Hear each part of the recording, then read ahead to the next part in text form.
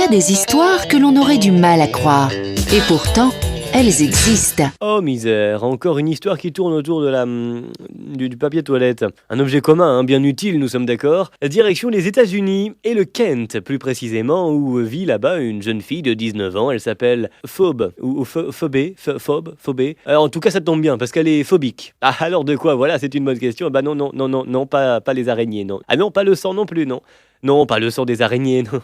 Non, pas de sa mère. Qui a dit au fond du couloir sa mère? Non, elle a peur. En fait, non, elle n'a pas peur. Elle est terrifiée à la simple vue d'un rouleau de PQ. C'est étonnant, hein? Qui l'eût cru? Ah, ça lui a pris comme ça, à l'âge de 13 ans, sa maman lui a demandé d'aller acheter du papier toilette au magasin. Pas de problème, elle y va, sauf qu'une fois arrivée en face, c'est dur de voir la vérité en face. Devant, panique totale, peur, incapable d'en ramener, incapable d'y toucher, ni même de le voir. Depuis, elle est embêtée, on s'en doute. Parce que quand t'as peur de l'eau, tu vas pas en vacances à la mer, mais quand t'as peur du PQ, il arrive un moment, il faut bien que t'ailles aux toilettes quand même, tu vois. Entre la peur du PQ et la peur de se faire dessus devant tout le monde, tu fais un choix, tu fonces aux toilettes.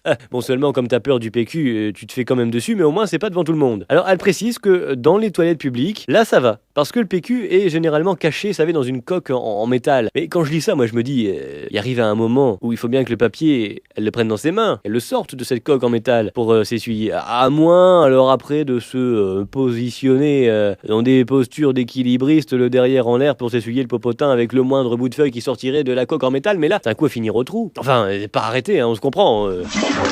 Voilà, merci. Alors si jamais un jour t'es invité chez elle, tu sonnes à la porte, elle t'ouvre entièrement terrifiée. Ne panique pas, tout va bien, il n'y a pas de serial killer. À la limite, un céréal killer, c'est possible. Mais sinon, pas de méchant dans la cuisine armé d'un couteau voulant la trucider. Non. Elle revient juste du popo. Phobique du popo, c'est vraiment pas de peau.